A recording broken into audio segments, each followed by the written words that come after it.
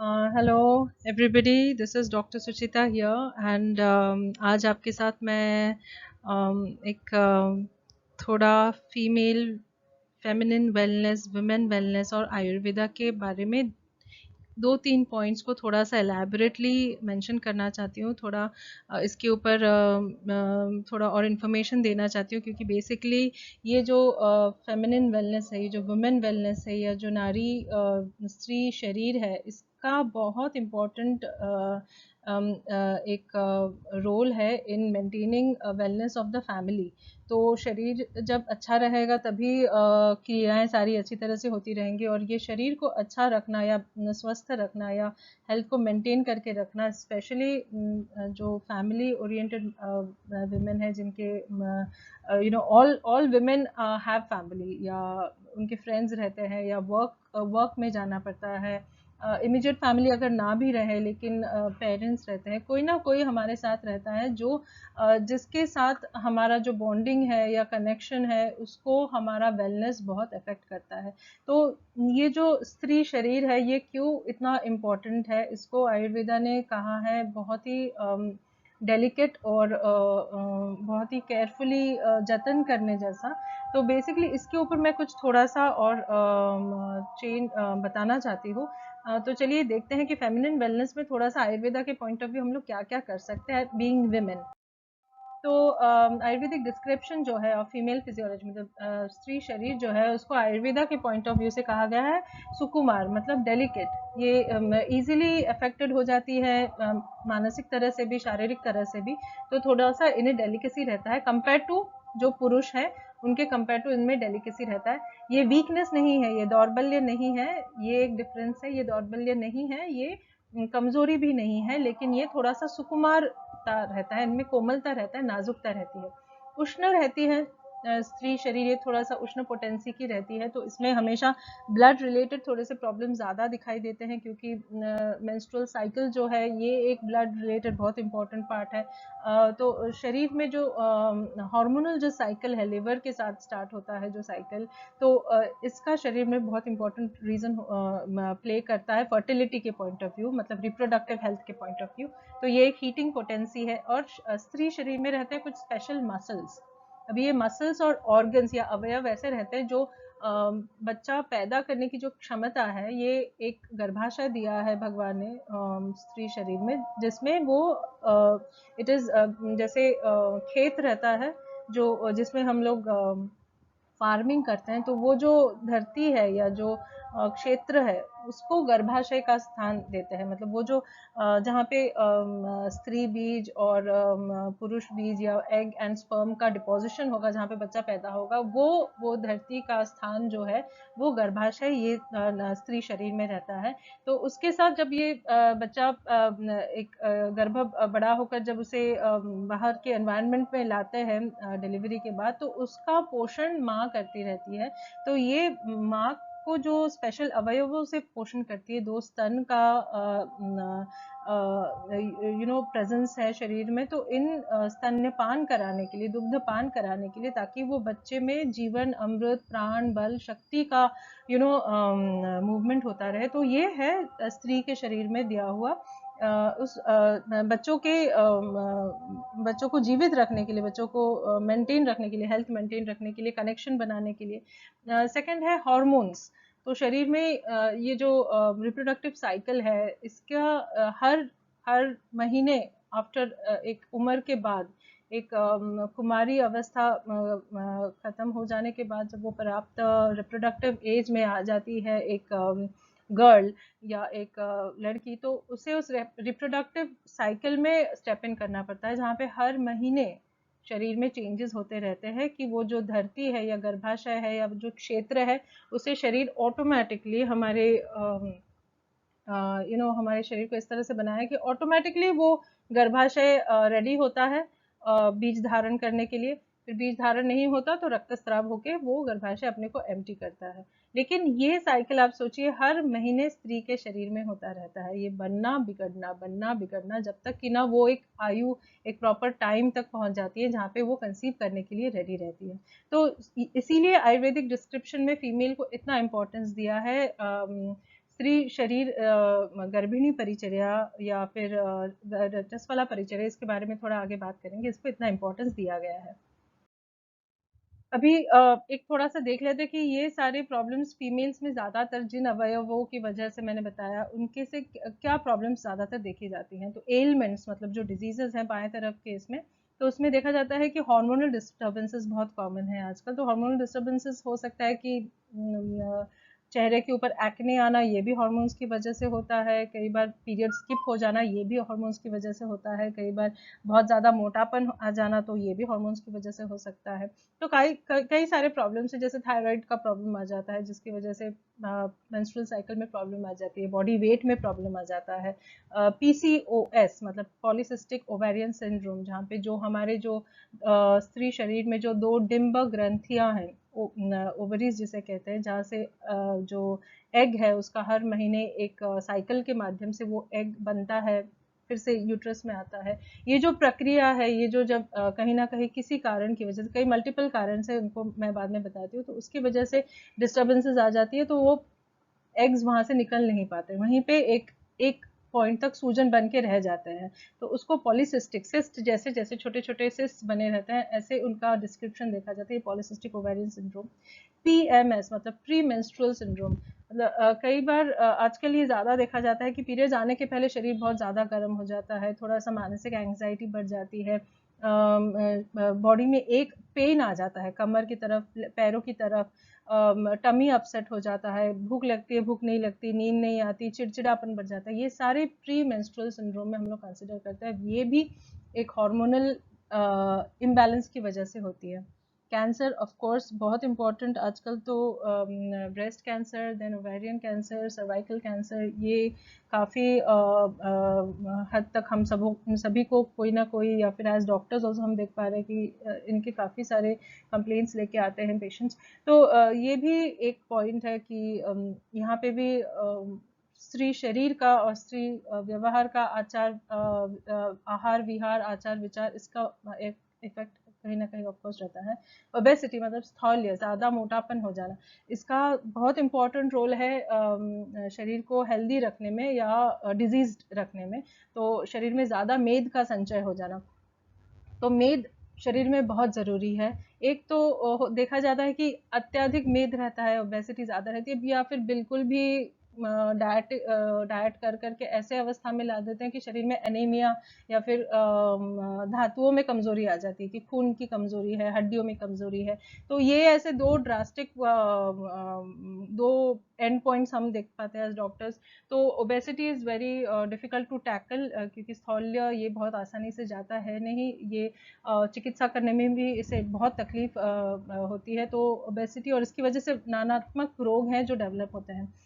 Infertility, infertility मतलब जिन्हें संतान या अपत्य प्राप्ति या रिप्रोडक्शन के बाद अपने बच्चे या लड़का या लड़की की इच्छा जो रहती है, अपत्य प्राप्ति की जो इच्छा रहती है, वो ना हो पाना, तो ये सिर्फ फीमेल पॉइंट पे नहीं है, ये तो मेल पुरुषों में भी दौर्बल्य की वजह से या फिजिकल प्रॉब्लम्स की वजह से इनफर्टिलिटी रहती है, लेकिन फीमेल्स में भी यूट्रस में या फिर हार्मोनल इम्बैलेंस की वजह से इनफर्टिलिटी, प्राइमरी सेकेंडरी, ऐसे कई तरह के इनफर्टिलिटीज के हम देखते हैं। तो इन ये सारे जो प्रॉब्लम्स है, ये एक एक चौड़ा एक असेसमेंट किया है, एक बहुत ब्रॉड असेसमेंट करके ये किया है, लेकिन इसके अलावा भी कई सारे छोटे छोटे ऐसे प्रॉब्लम्स हैं जिसको हम देख पाते हैं कि हो रहे हैं। तो लेकिन मेजरली इनके कॉजेज क्या है, इनकी हेतु क्या है, तो फर्स्टली है आहार और विहार। तो आहार मतलब क्या खाते हैं उसके ऊपर गौर ना देना, या क्या खाना हजम कर सकता है शरीर, क्या खाना उचित है, किस टाइम पे खाना उचित है, इसका जो ट्रेडिशनल विजडम है अपनी, हमारी माता, हमारी दादा दादी जो, या शादी हो जाने के बाद भी ससुराल वाले लोग, उनका जो नॉलेज है, तो उस हिसाब से कौन से स्थान पे आप हो, किस जगह पे आप हो, आपका दिनचर्या का है, उसके हिसाब से आपका डाइट और लाइफस्टाइल मेंटेन नहीं होता है, या होता भी अगर है तो किस तरह से वो करने के बावजूद भी क्यों आपको तकलीफें आ रही है, ये सारा जानना बहुत इंपॉर्टेंट है।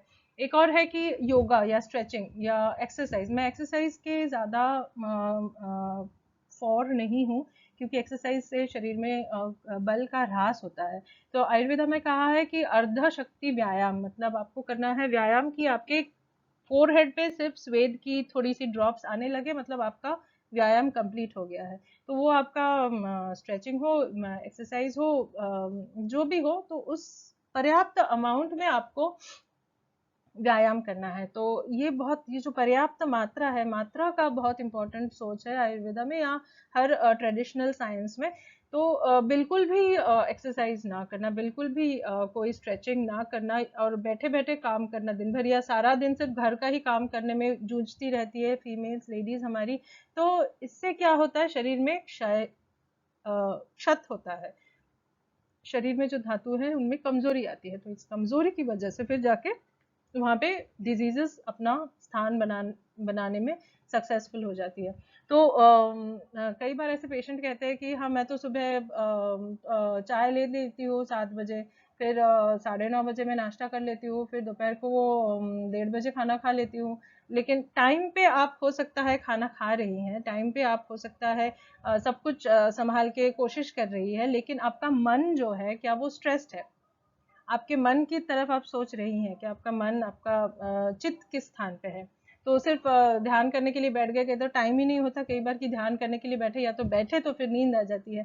तो इस तरह से शरीर को कैसे हम थोड़ा सा योगा के माध्यम से शरीर को कैसे रिलैक्सेशन दे, ताकि शरीर अपने आप, जो शरीर के अंदर जो हीलिंग मैकेनिज्म है, जो हमारे शरीर हमारा शरीर खुद ही को एक ओज प्राण शक्ति से खुद ही को हेल्प करता है कि बैलेंस करके रखे, वो जो ओजस शक्ति है, प्राण शक्ति है, उसको कैसे बैलेंस करके रखे, ये बहुत इंपॉर्टेंट है जानना कि इसको कैसे योगा के माध्यम से थोड़ा सा दिन भर में कैसे करें। कई बार प्रॉब्लम्स आ जाती है कि रजस वाला परिचर्या, यानी जो हर महीने जो मेंस्ट्रुअल साइकिल हो रही है उसके कुछ नियम बताए हैं आयुर्वेदा ने। तो ये नियम ना फॉलो करने की वजह से शरीर में जो खून जो स्त्राव हो रहा है उसका शरीर में से अच्छी तरह से पूरा निकल जाना पॉसिबल नहीं होता। आप सोचिए अगर कहीं फॉर एग्जांपल कहीं पे हाथ, सपोज किसी का फ्रैक्चर हो गया है, तो डॉक्टर्स हम लोग क्या एडवाइस करेंगे कि आप उस जगह को हिलाइए मत। आप कोशिश कीजिए, अगर फ्रैक्चर कितने लेवल का है, कितना प्रॉपर बोन्स का कितना डिस्टेंस में ब्रेक हुआ है, काफ़ी सारे फैक्टर्स रहते हैं, तो वो सारा एसेस करके फिर उसे स्प्लिंट बांध के रख देते हैं।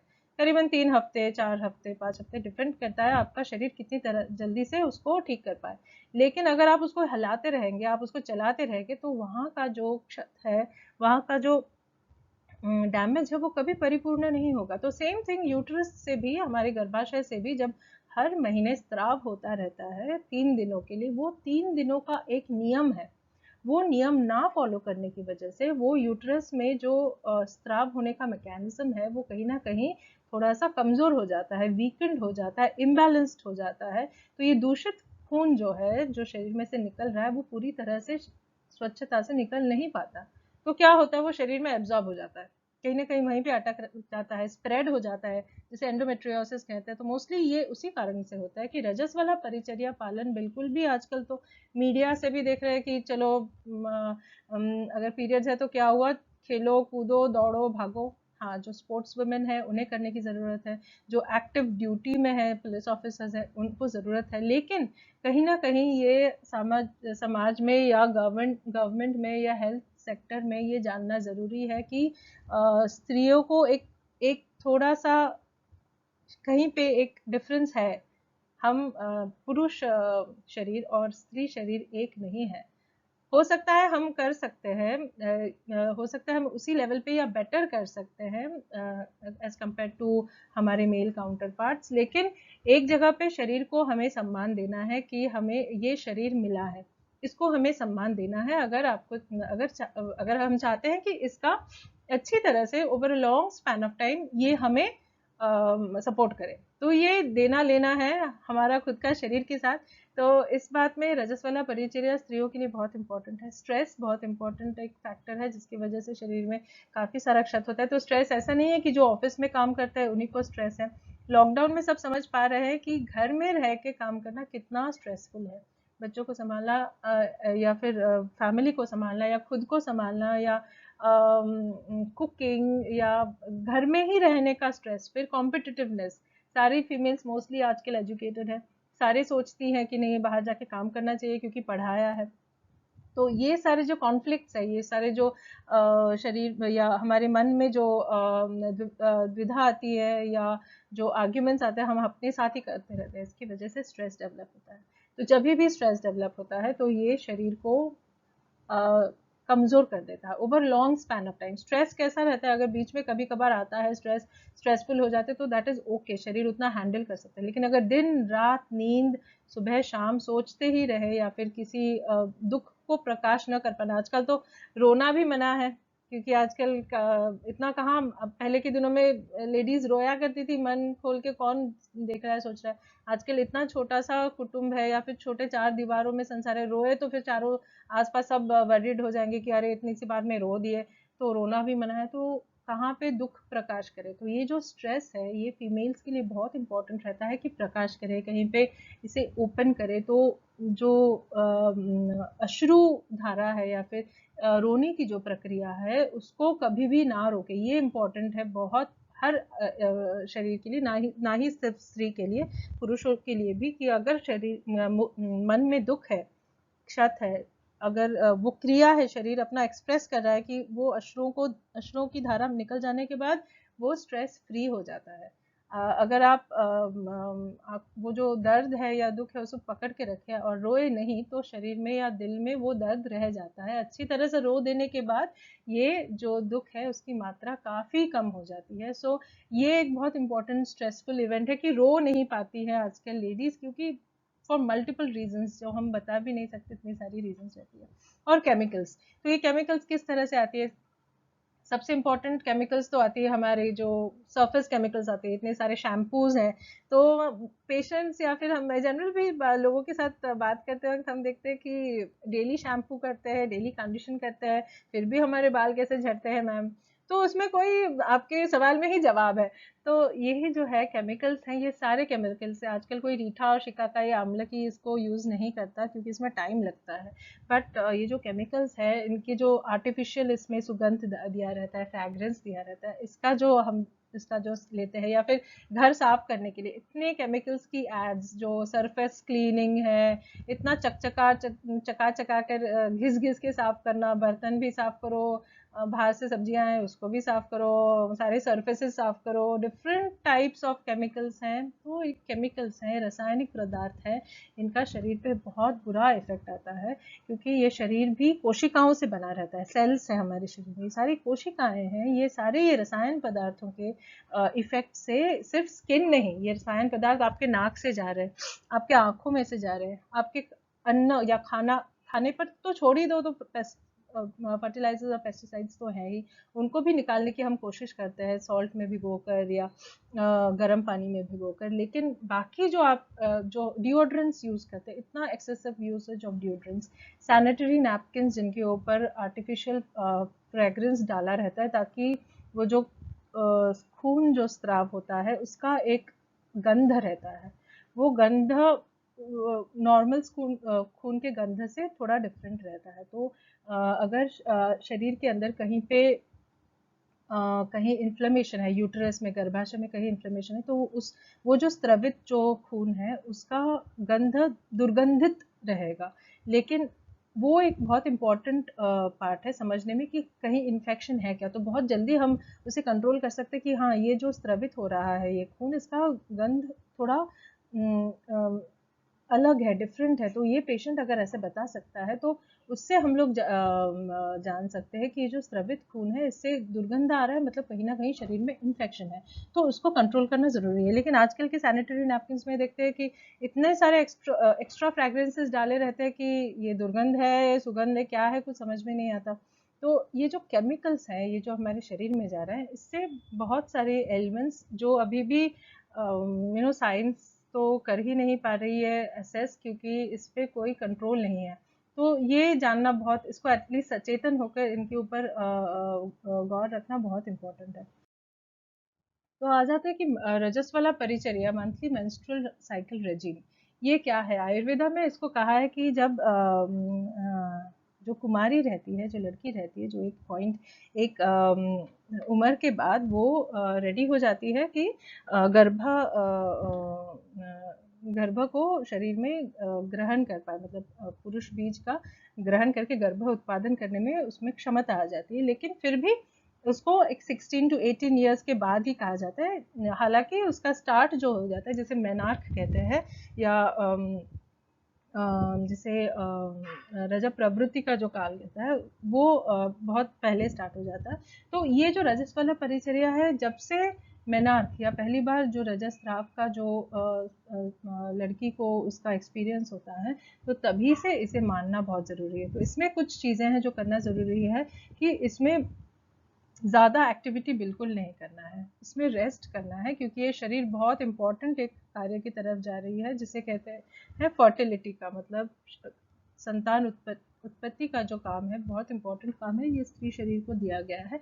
तो ये जो कार्य है, इसको करने के लिए, ये शुरुआत जो है इसके लिए, ये 3 दिन इनिशियली जब पहले रजब प्रवृत्ति होती है, तब करीबन 5-7 दिनों के लिए डिस्कम्फर्ट रहता है, तब तो ऑफकोर्स रेस्ट करते हैं।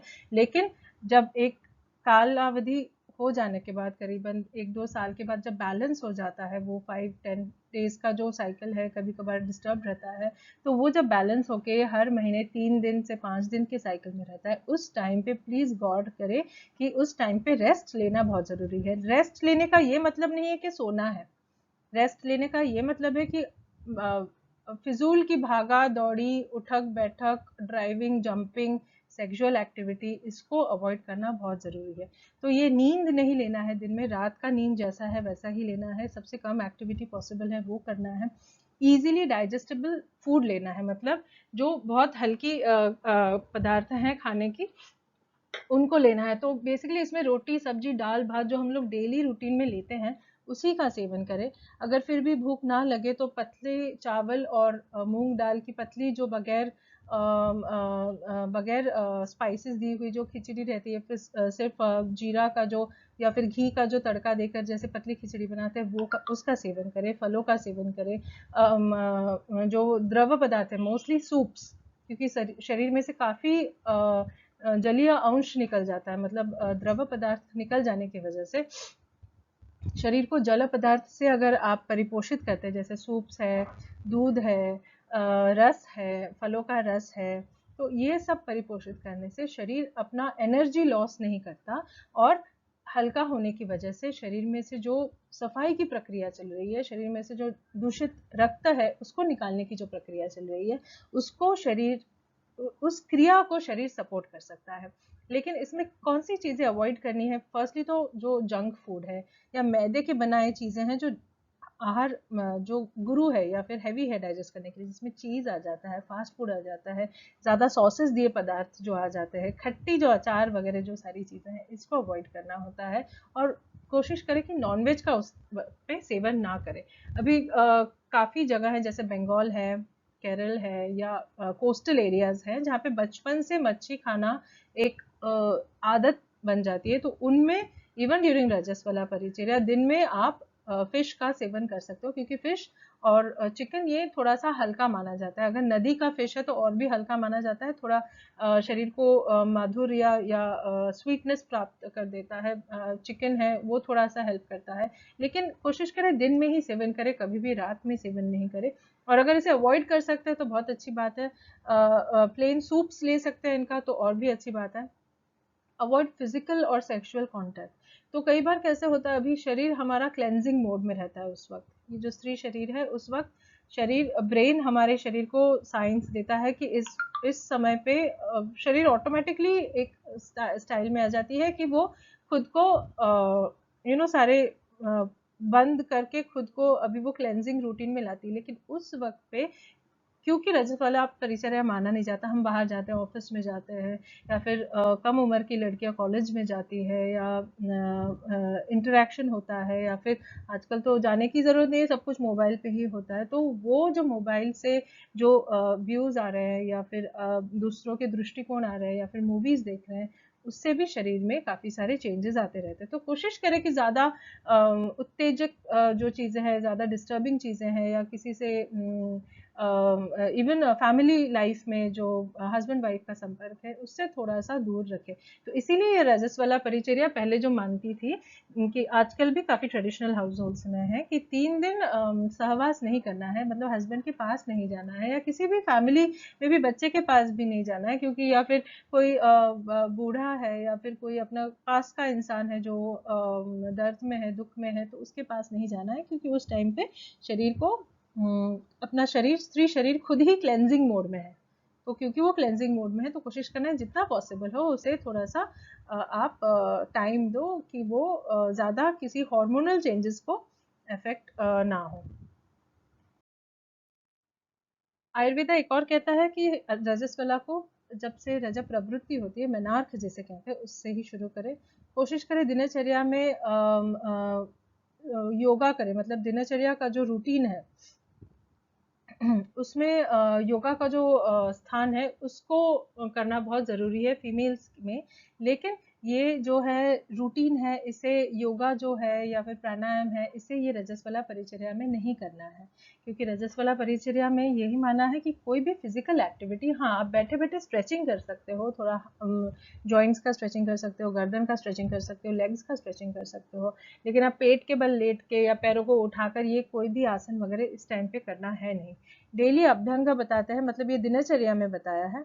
तो रजस्वला परिचर्या जो है वो 3 दिनों तक है, लेकिन दिनचर्या जो है, मतलब दिनचर्या ऐसा एक चर्या या फिर एक सीरीज ऑफ एक्टिविटीज बताया गया है हमारे ग्रंथों में, जिसमें बताया कि कब उठना है, क्या करना है उठने के बाद, क्या क्या स्टेप्स है, बहुत डिटेल में बताया है आंखों के हेल्थ के लिए, नाक के हेल्थ के लिए। एंड इट इज डेली, दिनचर्या नित्य करना होता है। इसमें बहुत इंपॉर्टेंट है व्यायाम का एक पार्ट है, जिसमें योगा एक प्रेफरेबली योगा लेडीज के लिए ज़्यादा एडवाइजेबल है।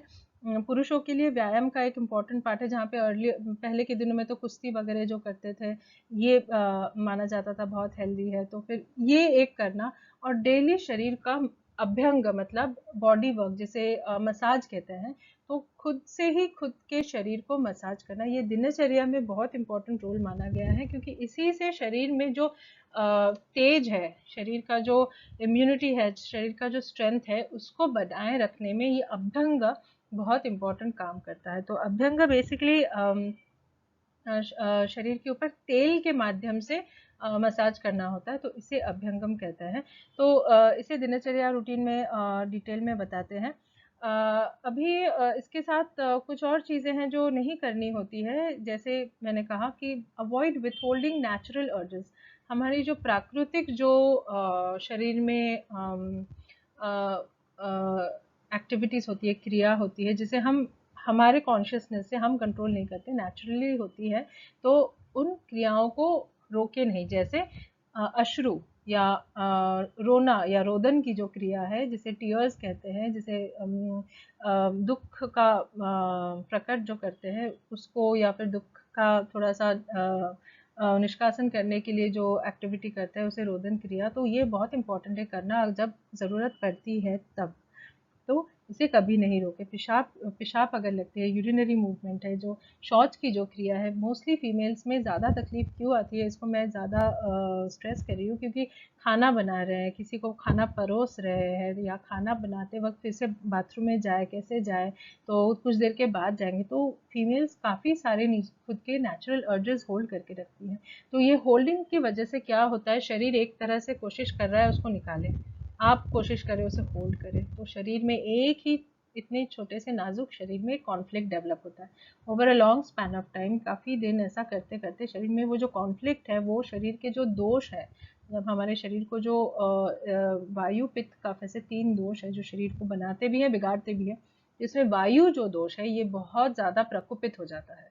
तो इसे वेगान न धारे, मतलब किसी भी वेग को शरीर में क्यों धारण नहीं करना है, जैसे किसी विथहोल्ड नहीं करना है, क्योंकि इससे वायु ज्यादा प्रकोपित होता है, और वायु जब प्रकोपित होता है तो कोई रोग नहीं है जो होगा नहीं, ऐसा कहा गया है।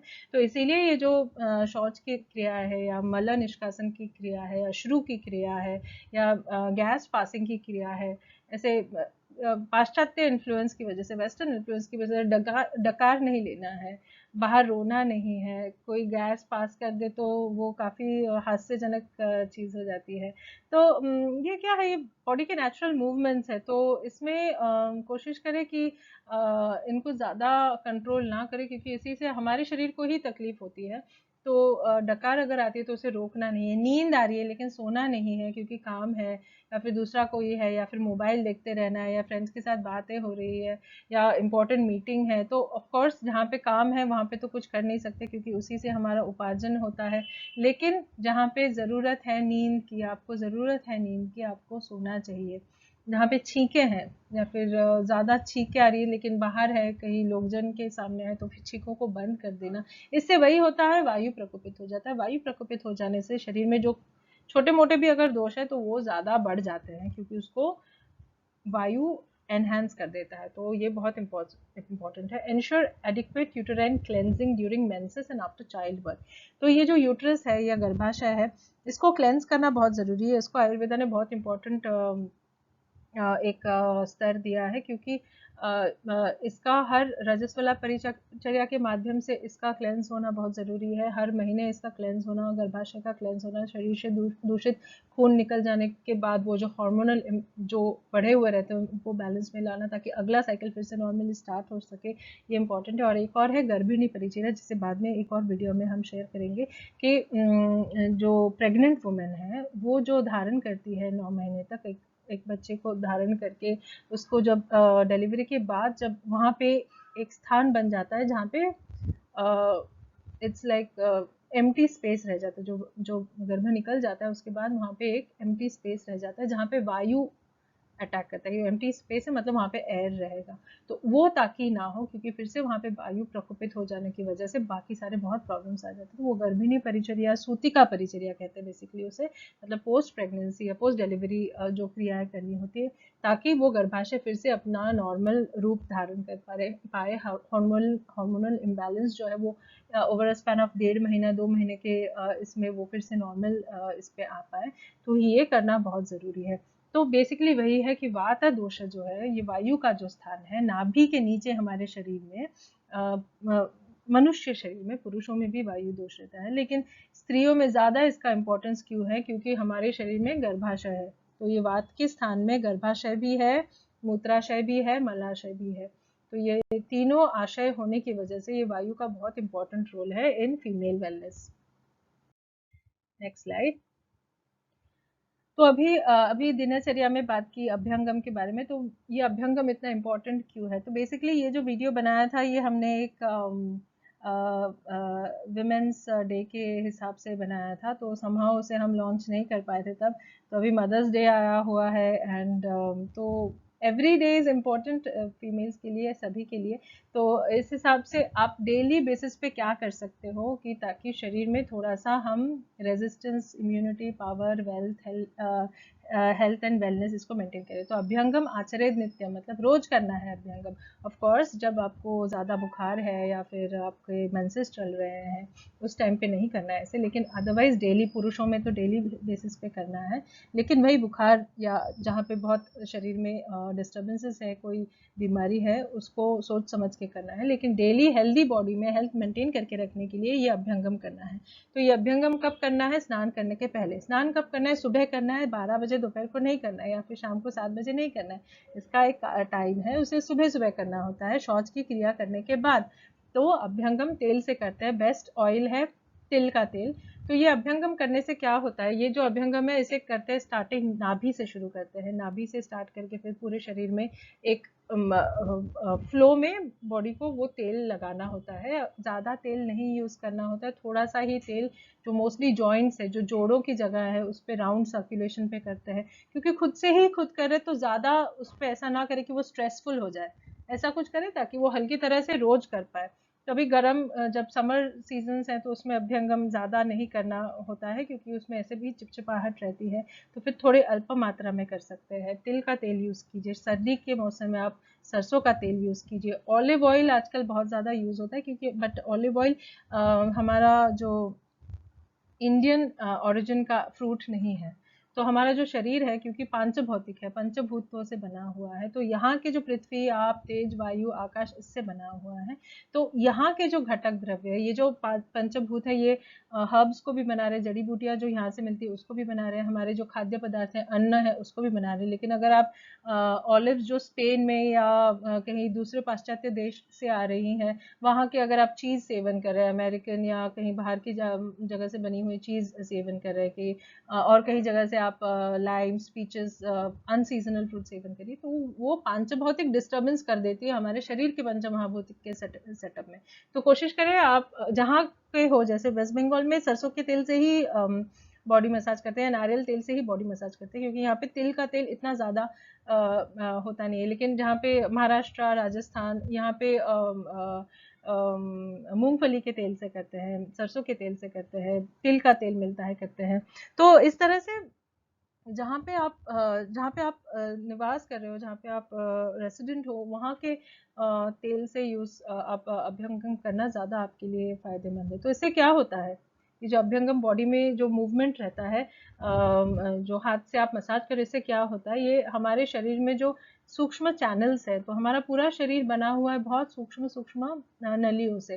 तो ये नलियों का क्या काम है, कि ये पूरे शरीर में, आप इस डायग्राम में देख पाओगे, तो ये पूरे शरीर में जो आहार रस है, ये जो हमारे खाना खाने के बाद जो पाचन करने के बाद जो प्रथम या जो न्यूट्रिशियस फैक्टर, जिसे काइल कहते हैं, या फिर इसका जो डेवलप होता है, जो जाके हमारे बाकी के धातुओं को नरिश करता है, तो उनका जो मूवमेंट है वो शरीर में कैसे होता है, तो ये सारी सूक्ष्म जो नलिकाएं हैं, चैनल्स हैं, इनसे होता है।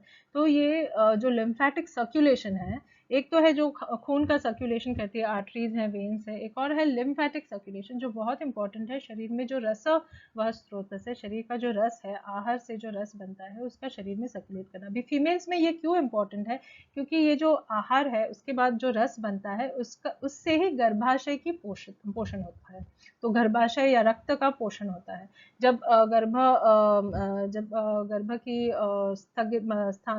गर्भ प्राप्त करते हैं, या फिर जब कंसेप्शन होता है, तभी ये रस जाके डेवलप करता है स्तनों को, मतलब ब्रेस्ट में डेवलपमेंट करता है। तो ये कैसा है, हर साइकिल में भी, अगर गर्भाशय में कंसेप्शन नहीं भी हुआ हो, तो भी हर साइकिल में गर्भाशय को डेवलप शरीर ऑटोमेटिकली करता है, कि वो उस साइकिल में गर्भाधान अगर हो या कंसेप्शन हो, तो उसे मेंटेन कर पाए। तो इसीलिए शरीर में रस की इंक्रीज होता है उस धातु का, तो वो रस बढ़ने की वजह से जो ब्रेस्ट में या टमी में, ये सारे जगहों पे वाटर का, फ्लूइड का अक्यूमुलेशन ज़्यादा होता है। अब जब अभ्यंगम डेली करते हैं, तो ये जो फ्लूइड का अक्यूमुलेशन है, इसको थोड़ा सा चलाचल करके इसे एक जगह पे स्थगित ना होने देना बहुत इंपॉर्टेंट। तो इसीलिए अभ्यंगम से ये जो फ्लूइड है, जहाँ जहाँ पे ये जलीय अंश ज़्यादा है, जो पीरियड्स हो जाने के बाद थोड़ा सा कम हो जाता है, तो उसको मेंटेन करता है, कि वहाँ पे फ्लूइड एक्यूमुलेशन ना हो, ताकि वो मूवमेंट होता रहे। क्योंकि कहीं पे भी जहाँ फ्लूइड एक्यूमुलेशन अगर हो जाता है, तो वहाँ पे वो फ्लूइड जम के उसकी गांठ बन जाती है, तो उसे तब निकालना बहुत इंपॉर्टेंट, बहुत डिफिकल्ट हो जाता है। तो यूट्रस में और ये दो जो ब्रेस्ट हैं या स्तन है, इनके अंदर ये फ्लूइड एक्यूमुलेशन ज़्यादा होने की वजह से अभ्यंगम करने से इन स्थानों में थोड़ा बहुत, क्योंकि बाहर से प्रेशर आ रहा है, तो वो मूवमेंट जो है, उस मूवमेंट से यहाँ पे फ्लूइड एक्यूमुलेशन होने के चांसेस कम रहते हैं। ऑफ कोर्स मसल्स को स्ट्रेंथ देता है अभ्यंगम से, बहुत इंपॉर्टेंट। बच्चों में क्यों कहते हैं अभ्यंगम कराना, क्योंकि ये बच्चों में मसल्स को स्ट्रेंथ देता है, बोन्स को नरिश करता है। डेली, अगर ये भी कहा है आयुर्वेदा में, कि अगर सूखा लकड़ी है, बहुत सूखा लकड़ी है, एकदम कड़ा हो गया है, उसे भी अगर रोज तेल लगाएंगे, उसे तेल लगा लगा कर उसे हम मोल्ड कर सकते हैं, उसे हम बेंड कर सकते हैं। तो ये तो जीवंत शरीर है, तो जीवंत शरीर में अगर डेली तेल लगाते हैं, तो उसका हड्डियों में, मसल्स में, खून में जाकर सिर्फ स्किन तक नहीं, तो ये वेस्टर्न साइंस एक्सेप्ट नहीं कर पाती है, लेकिन ये आयुर्वेदा बहुत इंपॉर्टेंटली कहता है कि बच्चों में तेल का अभ्यंगम बहुत इंपॉर्टेंट है। तो इससे टोनिंग होता है, शरीर का जो स्ट्रक्चर है उसे डेवलप करने में बहुत इम्पॉर्टेंट रोल है। तो शरीर का एक स्पेसिफिक स्ट्रक्चर रहता है, पैरों का एक लेंथ रहता है, तो ये टोनिंग या मसल डेवलपमेंट या बोन डेवलपमेंट करने में एक क्या ज़रूरी है, क्योंकि यही है जो हमारे शरीर को मेंटेन करेगा। तो फीमेल्स में, इवन स्पेशली लेडीज़ में, ये बहुत ज़रूरी है कि बचपन से उन्हें अभ्यंगम की आदत डालें या बॉडी मसाज की आदत डालें, ताकि जो गर्भाशय है, जो स्तन है, जो रीढ़ की हड्डी है, जो बैकबोन है, उसके ऊपर सपोर्ट बहुत वो, ताकि हमारे शरीर को अच्छी तरह से सपोर्ट दे पाए। तो ये अभ्यंगम करना बहुत ज़रूरी है। अगर अभ्यंगम डेली पॉसिबल नहीं होता है तो 3 जगह हैं जिसे नित्य अभ्यंगम करने के लिए कहा है।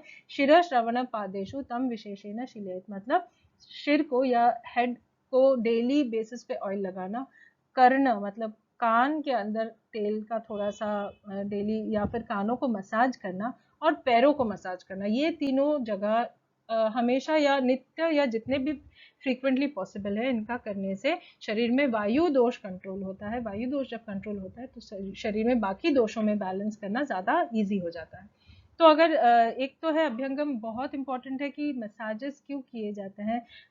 जो ब्यूटी या फिर रिलेटेड इसमें रहते हैं, जो ब्यूटी रिलेटेड इंडस्ट्री में है, उन लोगों में भी स्किन की त्वक के ऊपर या स्किन के ऊपर जो यूथ है, या फिर स्किन की जो यौवन शक्ति है, उसको मेंटेन करना बहुत इंपॉर्टेंट। तो अभ्यंगम बहुत इजी उपाय है जिससे त्वचा की लचीलता या फिर सॉफ्टनेस, लस्टर जो कहते हैं, उसको मेंटेन करने में अभ्यंगम का बहुत अच्छा रिजल्ट देखा जाता है। आंखों की शक्ति बढ़ती है, जो बुढ़ापा जल्दी आ जाता है, झुर्रियाँ जल्दी पड़ जाती है, हड्डियाँ कमज़ोर हो जाती है, मतलब बुढ़ापा जल्दी आ जाता है। तो इसमें भी डेली अभ्यंगम करने से इसको दूर रखा जा सकता है। अभ्यंगम करने से ऑफकोर्स भूख अच्छी लगती है, हजम भी अच्छा होता है, तो अग्नि प्रज्वलित होता है। तो एक अभ्यंगम दिन में around 5 to 10 minutes body massage करने से आपके स्किन से लेके बोन्स, आईज, इन सब के ऊपर बहुत इफेक्ट अच्छा आता है। और बहुत ज़रूरी है कि लड़कियों को ये सिखाया जाए, क्योंकि लड़कियां ही कहीं जाकर आगे जाके फैमिली रन करती है, तो वो ये ज्ञान अपने बच्चों को, अपने फैमिली को शेयर कर सकती है। तो बहुत इंपॉर्टेंट है कि लड़कियों को बचपन से ही इसके अभ्यंगम की आदत और इसके फायदों का इंफॉर्मेशन देते रहे हम। और नींद में बहुत, ऑफ कोर्स बॉडी मसाज करने से, पैरों का आप मसाज करके और फिर सो के देखिए, आपकी नींद बहुत अच्छी आएगी। तो पैरों का मसाज करना रात को सोने के पहले, ये सारे ट्रेडिशनली करते आए थे। अभी करीबन 50-60 ईयर्स से हम लोग इससे काफ़ी दूर चले गए हैं, बट इस वजह से ही ये वीडियो बनाने का मेरा एम रहा है कि लेडीज़ के लिए अभ्यंगम का इम्पोर्टेंस बहुत ज़्यादा क्यों है, और इसे कैसे मेंटेन करके करने से हम हमारे हेल्थ को मेंटेन करके रख सकते हैं। तो कुछ चीज़ें, कुछ हर्ब्स हैं जो फीमेल वेलनेस में हम लोग काफ़ी एडवाइस करता है, क्योंकि बेसिकली लेडीज़ में देखा जाता है थोड़ी सी ब्लड डेफिशिएंसी रहती है, बोन डेफिशिएंसी रहती है, जिसे विटामिन B12 कहे, विटामिन D3 कहे, तो ये काफ़ी सारी डेफिशिएंसीज लेडीज़ में ऑटोमेटिकली आ जाती है, स्ट्रेस की वजह से कहिए। क्योंकि एक तो सबसे इम्पोर्टेंट है कि हर महीने एक 3 दिन का एक बॉडी में से स्त्राव होना, ये बहुत इंपॉर्टेंट रीज़न है डेफिशिएंसीज का। उसे परिपूर्ण, उसे बैलेंस करना नहीं होता लेडीज़ के माध्यम से, कितना भी आप अच्छा डाइट कर ले। तो कुछ चीज़ें हैं जो आपके डाइट के साथ आप थोड़ा ऐड ऑन करेंगे, तो फिर उसमें आपको सपोर्ट मिलता है ओवर अ लॉन्ग रन। तो पहला अगर देखें, तिल, तो तिल बहुत ही उत्तम एक छोटा सा सीड है, जिससे तेल भी मिलता है। तो ये तेल जो है, जब आप तिल का सेवन करते हैं तो डेली थोड़ा सा हाफ चम्मच अगर तिल का सेवन करते हैं, तो इससे शरीर में तेल का अंश आ जाता है। तो ये तेल का जो अंश है, यही है जो पोषण करता है हड्डियों को, यही है जो खून को डेवलप करने में पोषण करता है। तो तिल का जो सेवन है, इसे गर्भाशय की पुष्टि के लिए, मतलब अगर तिल का सेवन डेली किया जाता है तो उष्ण है, गर्म होने की वजह से ये क्लेंजिंग, यूटराइन क्लेंजिंग या यूटरस को साफ करने में, जो दूषित खून है उसको निकाल देने में भी इसका बहुत अच्छा कार्य मिलता है। तो तिल का सेवन आप डेली बेसिस पे, लेडीज़ जैसे तिल की लड्डू बनते थे पहले गुड़ के साथ, तो इसे विंटर सीजन में ज़्यादा कंज्यूम करते थे, क्योंकि गुड़, अब आगे बताएंगे गुड़ का भी जो इफेक्ट है।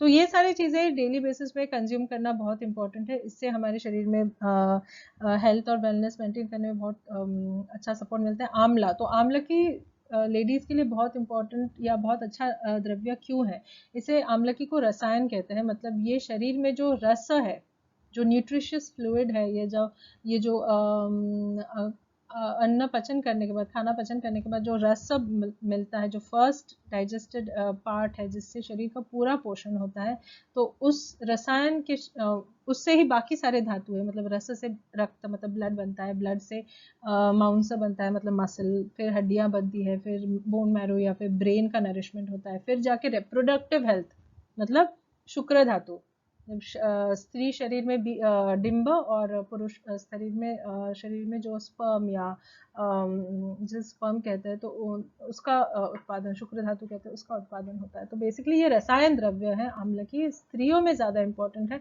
क्योंकि ये रसायन काम करती है बेसिकली स्त्री शरीर में उष्णता के ऊपर, स्त्री शरीर में जो पित्त है उसके ऊपर काम करती है, उसको बैलेंस करती है।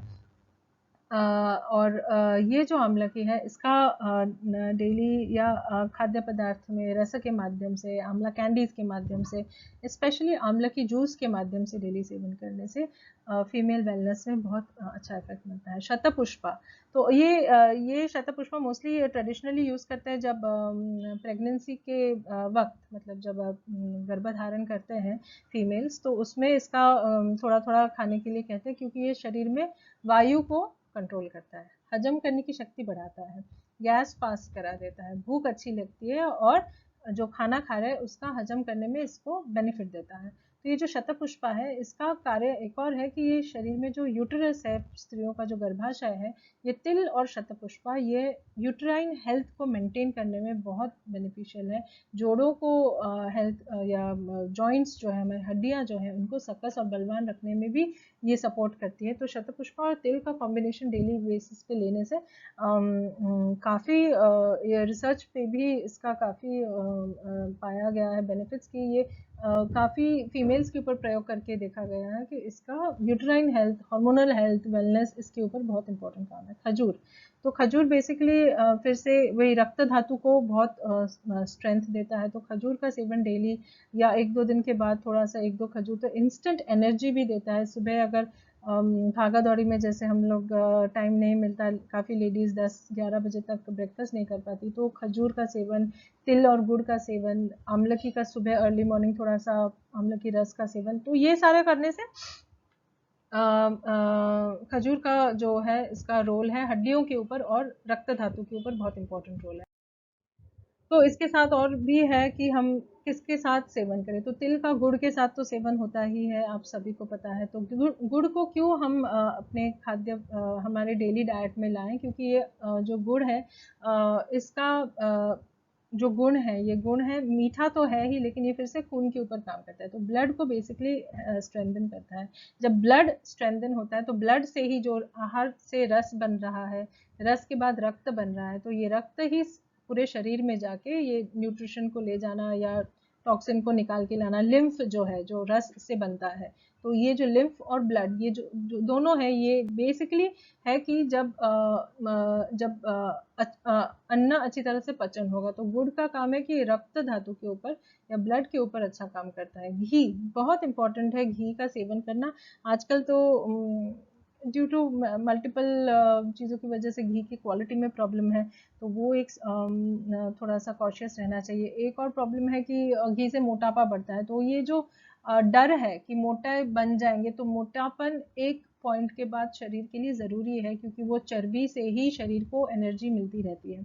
तो ज़्यादा मोटापन भी नहीं, आपके हाइट के अनुसार, आपके वेट के अनुसार, आपके शरीर की जो प्रकृति है, तो आयुर्वेदा में ये प्रकृति बहुत इंपॉर्टेंट है क्योंकि जिनका जैसा प्रकृति है उस हिसाब से उनका बॉडी वेट होना चाहिए, ना कि उनके हाइट और वेट से। तो हम जब हाइट और वेट के हिसाब से बॉडी वेट मेजर करते हैं, वो एक्चुअली आयुर्वेदा के अगेंस्ट जाता है, क्योंकि आप किस देश से हो, अगर राजस्थान का कोई इंसान है या फिर वहाँ का ही बड़ा है, तो उसका प्रकृति थोड़ा सा वात प्रधान होगा, पित्त प्रधान होगा, उसकी तीक्ष्ण अग्नि होगी, उसे हजम अच्छा होगा, तो उसे घी इजीली सेवन करने से उसे तकलीफ नहीं होगी। लेकिन वो राजस्थान का इंसान जब बंगाल में आ जाता है, तो बंगाल में सराउंडिंग अलग है, यहाँ पे जलीय द्रव्य ज़्यादा है, वातावरण थोड़ा भीगा भीगा रहता है, गर्मी रहती है, तो यहाँ पे वो राजस्थान का इंसान अगर ज़्यादा घी सेवन करे तो उसमें मोटापा आ जाएगा। तो यहाँ पे घी अगर आपको सेवन करना है तो थोड़ा सा केयरफुली सेवन करना है यहाँ के नियमों के हिसाब से। तो इस हिसाब से अगर घी का सेवन किया जाता है। अगर कोई कहता है कि मैं तो काफी लोग रहते हैं जो जिनका एक शरीर का एक गठन रहता है जो थोड़ा सा या मोटापे की तरफ ही रहता है उनका गठन, तो ये शरीर का गठन है। किसी का गठन रहता है सुडौल, एकदम प्रकृति रहती है, एकदम पतले दुबले पतले रहते, लंबे टॉल रहते हैं, या तो अगर इस हिसाब से उनका जो शरीर में दोष है उसका जो आयुर्वेदिक आपका जो फिजिशियन है अगर वो डायग्नोस कर सकता है, या आप खुद भी कर सकते हो। प्रकृति एक चार्ट है हमारे वेबसाइट पे, आयुर्वेदिक हीलिंग्स के वेबसाइट पे वो प्रकृति चार्ट है, उस हिसाब से आप देख सकते हो कि आपकी प्रकृति प्रधानता कौन सी है। तो उस प्रकृति के हिसाब से आपका वेट बैलेंस होना चाहिए, लेकिन उस वेट से ही वो जो चर्बी है उसका जो वेट है शरीर में वो बहुत इंपॉर्टेंट है, क्योंकि लेडीज के लिए ज़्यादातर इंपॉर्टेंट है, क्योंकि ये जो चर्बी है, ये जो फैट है, ये जो कोलेस्ट्रॉल है, इसी कोलेस्ट्रॉल से हमारे शरीर में हॉर्मोन्स बनती है। जो कोलेस्ट्रॉल है वो हमारे शरीर में टेस्टोस्टेरोन, एस्ट्रोजन, इनको बनाने में हेल्प करती है। तो ये जो टेस्टोस्टेरोन एस्ट्रोजन है ये हमारे शरीर की फर्टिलिटी को, ये हमारे फर्टिलिटी मार्कर्स है, मतलब शरीर में कितने फर्टिलिटी लेवल है। प्रोजेस्टेरोन, एस्ट्रोजन लेडीज में, टेस्टोस्टेरोन भी रहती है लेकिन वो जेंट्स में ज़्यादा मात्रा में पाई जाती है। तो ये सारा बनता है कोलेस्ट्रॉल से। तो कोलेस्ट्रॉल अगर शरीर में अगर फैट नहीं है, अगर छोटे बच्चों को हम घी की आदत नहीं डालते हैं तो उनके शरीर में कहाँ से तेल कहाँ से आएगा। घी नहीं खिलाएं आप, मूंगफली का तेल पिलाएं आप, नारियल के तेल में खाना बना के खिलाएं। तो ये जो तेल है ये शरीर के लिए बहुत ज़रूरी है, क्योंकि ये वायु को कम करता है, कहीं कहीं मेद को बढ़ाता है। तो ये सारी चीज़ों से शरीर में जो स्निग्ध पदार्थ है या जो तेलीय पदार्थ है इनकी बहुत ज़रूरत है, क्योंकि ये जॉइंट्स को भी, आपकी जो हड्डियां हैं, आपके जॉइंट्स है, उसके अंदर जो लेयर है वो तो घी ही है एक तरह का, वो स्निग्ध पदार्थ है जिससे वो मूवमेंट अच्छा हो रहा है। जो सांस ले रहे हैं, जो आपके लंग्स के अंदर जो सांस ले रहे हैं, जो घर्षण हो रहा है उसके अंदर एक पतला सा द्रव पदार्थ है, वो क्या है, वो जब चिकनापन रहेगा तभी वो अच्छी तरह से स्मूथली मूवमेंट होगी, नहीं तो उसमें अड़थड़ा या फिर उसमें कोई डिस्टर्बेंस आ जाएगा, वो स्मूथ नहीं रहेगी। तो ये सारा smoothness of movement, smoothness of action, वायु को थोड़ा कंट्रोल में लाके, तो ये घी बहुत इंपॉर्टेंट है उस चीज़ के लिए। इसके साथ है लेडीज़ के लिए थोड़ा सा और मैं बता दूँ, थोड़ा सा मेडिटेशन करने की कोशिश करना। तो टाइम तो ज़रूर रहता है दिन भर में, अगर आप मोबाइल का थोड़ा सा एक 10 मिनट कम कर देंगे, थोड़ा सा रिलैक्स करके आप मोबाइल वगैरह सब देख लीजिए, बात कर लीजिए सभी के साथ, लेकिन हो सके तो एक 10 मिनट्स के लिए आप बैठकर जस्ट आंखें बंद करके किसी सॉफ्ट म्यूज़िक को सुनिए, वो भी मेडिटेशन है। अगर आप योगा करते वक्त ध्यान से टीवी ऑफ करके कहीं पे ओपन एयर जहाँ पे खुली हवा आ रही है, अर्ली मॉर्निंग प्रेफरेबली आप बैठ के 10 मिनट तक योगा कर रही है, अपने मन को शरीर की तरफ फोकस कर रही है, तो वो भी मेडिटेशन है। अगर आप मंत्र का जप कर रही है, भगवान को जब हम पूजा करते हैं एक करीबन 5 से 10 मिनट लग जाता है, उसमें अगर आप ध्यान से सिर्फ उस मंत्र का जप कर रही है और भगवान के बारे में ही सोच रही है, ना कि सोच रही है प्रेशर कुकर लगाया है, गीज़र ऑन किया है, बच्चे को जाना है, उसके ऑनलाइन क्लासेस है, फिर वो नहीं होता है। तो अगर आप चाहते हैं कि इवन 10 मिनट्स में आप मेडिटेशन करने से एक शरीर में एक लेवल आ जाता है, 10 to 20 मिनट्स ओम का जप करने से, मेडिटेशन मतलब मंत्र का जप करने से, गाइडेड मेडिटेशन रहता है। कुछ ऐसे वीडियोस या लिंक्स आपको मिल सकती हैं जिससे आपको बताते हैं कि आपको लेट के या बैठ के आपको शरीर को खुद के मन से ही शरीर को कैसे रिलैक्स करना है। तो ये बहुत इंपॉर्टेंट है फीमेल्स के लिए, स्पेशली जो फीमेल्स फर्टाइल फेज में है उनके लिए, और जिनका मेनोपॉज आ चुका है, जो फर्टिलिटी के बाद में, जहाँ पे गर्भाशय अपना काम करना बंद कर चुकी है, शरीर अपना रिप्रोडक्टिव फेज छोड़ चुका है, उसके बाद के हेल्थ और वेलनेस के लिए बहुत इंपॉर्टेंट है मेडिटेशन, क्योंकि वो फिर से वायु दोष प्रबल एक एज में चला जाता है शरीर। तो वहाँ पे मेडिटेशन का, माइंड का कंट्रोल करके रखना, इसमें फीमेल वेलनेस में योगा के साथ बहुत इंपॉर्टेंट रोल मिलता है। तो इसी से आज इतना ही मैं आप सबसे शेयर करना चाहती हूँ। आशा करती हूँ ये वीडियो से आप सारी अपने जो भी श्रोताएं हैं या जो भी दर्शक हैं वो सारे ये वीडियोस देख के इतना तो भी हमारे मन में ये इंफॉर्मेशन तो भी याद रखें कि मेंस्ट्रुअल साइकिल बहुत इम्पोर्टेंट टाइम है लेडीज़ के लिए, तो उसमें कोशिश करें फैमिली से भी सपोर्ट देकर कि उसे जितना पॉसिबल हो रेस्ट देने की ज़रूरत है, और सिर्फ फैमिली से ही नहीं। मेरी आशा है कि अभी तो वेस्टर्न इसमें भी रेड टेंट या काफ़ी सारे ऐसे कंट्रीज़ हैं जहाँ पे, पाश्चात्य कंट्रीज़ में महीने में 2 दिन की एक ब्रेक मिलती है लेडीज़ को, जहाँ पे दे कैन वो 2 दिन वो मेंस्ट्रुअल साइकिल की इससे पॉइंट ऑफ व्यू से कि उन्हें हेल्थ मेंटेन करके रखने के पॉइंट ऑफ व्यू से, ताकि वो ज़्यादा दिनों तक डिजीज़ फ्री रख सके। तो आशा करती हूँ इन फ्यूचर इंडिया में भी हम हमारे ट्रेडिशंस को एक्सेप्ट करेंगे जल्दी ही, और इसको सुपरस्टिशन या मिथ के हिसाब से प्लीज़ ना ले, भगवान की तरफ ना जाना, ये सब इतना इम्पोर्टेंट नहीं है। पूजा आप कर सकते हो, ऐसा कोई नहीं है कि आपको पूजा नहीं करना है, लेकिन बहुत हल्के हिसाब से, ज़्यादा क्लीनिंग, धोना, साफ करना, इसको अवॉइड करें। अगर पूजा भी करना है तो उसमें भी ध्यान रखें कि आपका शरीर शोधित हो रहा है, क्लेंजिंग मोड है, शरीर थोड़ा सा अपना गंद, अपनी जो टॉक्सिन है उसे निकाल रहा है, तो अगर हो सके तो पूजा भी अवॉइड करें तो अच्छा है। तो ये शरीर का एक डिस्टर्बेंस रहता है, उस टाइम पे शरीर को काइंडली उसे थोड़ा सा सपोर्ट करें शरीर को हेल्थ की तरफ ले जाने के लिए। एंड अवश्य ही सारे जो भी व्यूअर्स हैं देख रहे हैं, वो ये याद रहे कि डेली बेसिस पे योगा एंड अभ्यंगम फीमेल्स के लिए बहुत इंपॉर्टेंट है। अभ्यंगम करना स्पेशली जब बच्चा पैदा हो जाने के बाद, डिलीवरी के बाद का टाइम बहुत इंपॉर्टेंट है बॉडी मसाज लेना, क्योंकि उस वक्त में शरीर में काफ़ी सारी सीक्रेशंस होती हैं ताकि वो बच्चे को दूध, माँ के शरीर से दूध मिले। तो वो सीक्रेशंस शरीर में कहीं अटक नहीं जाए, ये अटक जाने से ही बहुत सारे प्रॉब्लम्स आते हैं। तो शरीर में से जो सारे सिक्रीशंस है, यूट्रस का सिक्रीशन निकल जाए, जो ब्रेस्ट की तरफ जो सिक्रीशन है वो अच्छी तरह से उसका फ्लो हो जाए, ताकि वो कहीं पे स्थगित ना हो जाए। इसीलिए अभ्यंगम का बहुत इंपॉर्टेंट रोल है।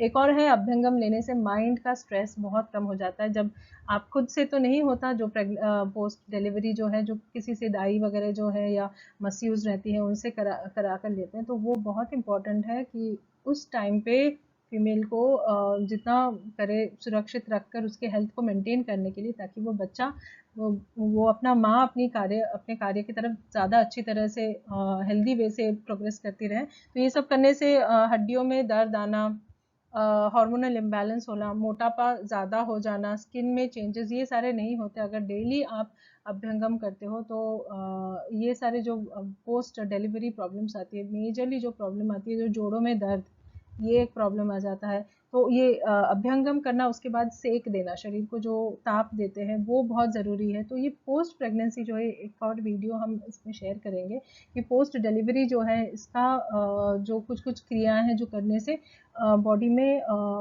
बैलेंस मेंटेन करके फीमेल बॉडी को फिर से हेल्दी बनाने में आयुर्वेदा कैसे हेल्प कर सकता है, ये आपके साथ जल्दी ही शेयर करेंगे। Thank you so much watching the video. आप जो भी आपके क्वेश्चंस है आप आयोली हीलिंग्स पे डाल सकते हो।